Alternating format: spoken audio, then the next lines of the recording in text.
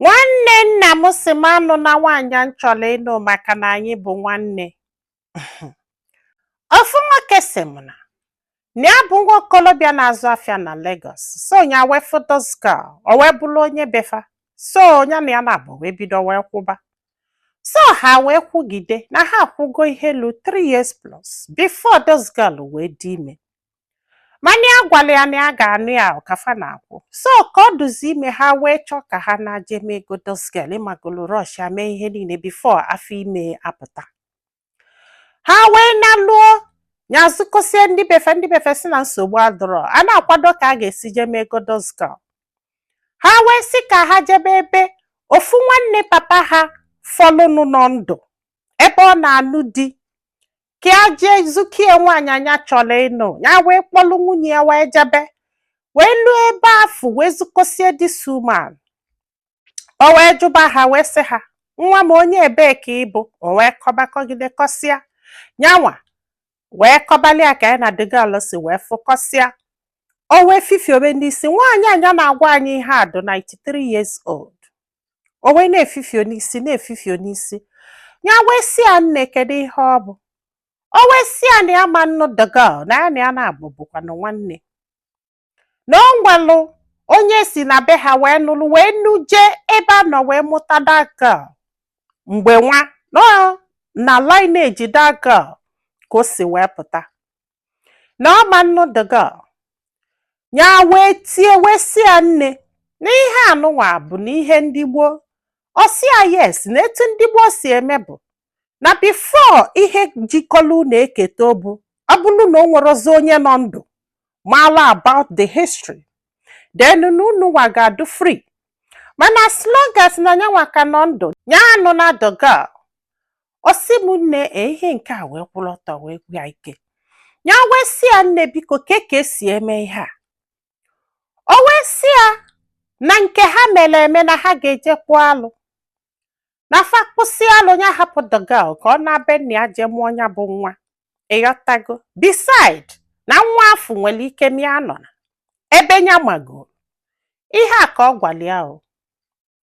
So kwado ya ya wee si ya nne biko ọ bụrụ na akpụsị alụ na ya nwere ike ịnụba the girl na asị na akpụsị alụ na ya nwere ike ịnụba the girl ka fa na si alụ chigete azụ sọsọ ya nwa chigetezi wee na-achọ solution akwa. Ịghọtago?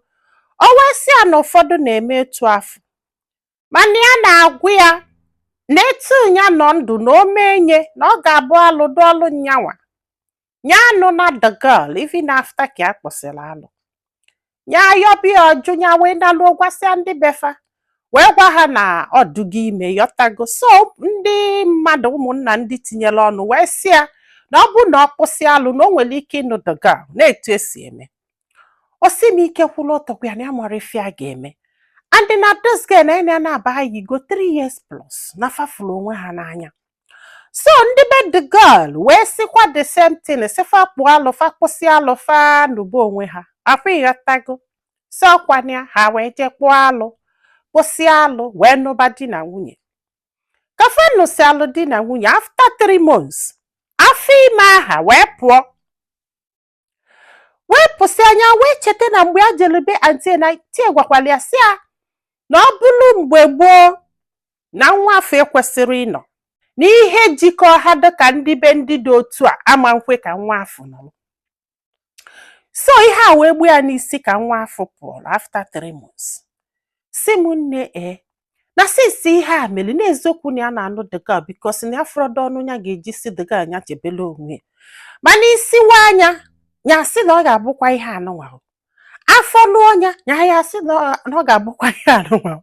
Ya mee mistake ya sị na ọ ga-abụkwa ihe anụnwa. Ịgbagolo ya nne die ka nwoke ịmagolo na ya dị ekwupụta mana kịta anụnwa nwa anụnwa pụgolo ya wee na-asị n'iche nke ya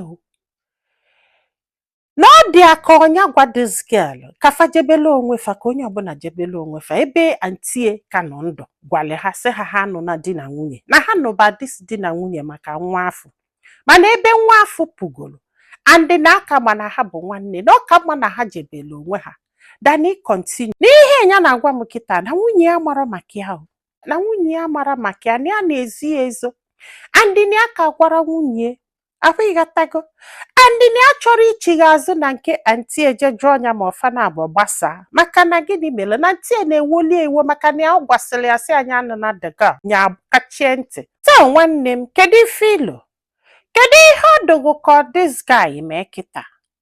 Onye kpọlụ digel etu o si wee kwu wee na-abe nni ụlọ ọkpọ ndị be nni akpọ ndị be nna nke gwafa ihe anụnwa ọ na-eche kịta anụnwa maka na ya gbagolu na o nwere ka adọ happy na this very thing yọtagasị lọgasị na ihe nụnwa nti gwali anụ ya n'isi ka onye gba nkịtị ebe akpụgolo alụ ịghọta kịta na ndị mmadụ si na akpụsị alụ na nsogbu adọrọ na enwere ife ọbụla fanụba di na nwunye na ya sịrịkwa na nwunye ya na-achọ nwa maọbụ na o nwere ihe na-eme ka na ịmagolu nọọ kọnshensi ya bụ ihe na-apịa ụtalị afọ ịghọtago na ya mara ife a ga-eme.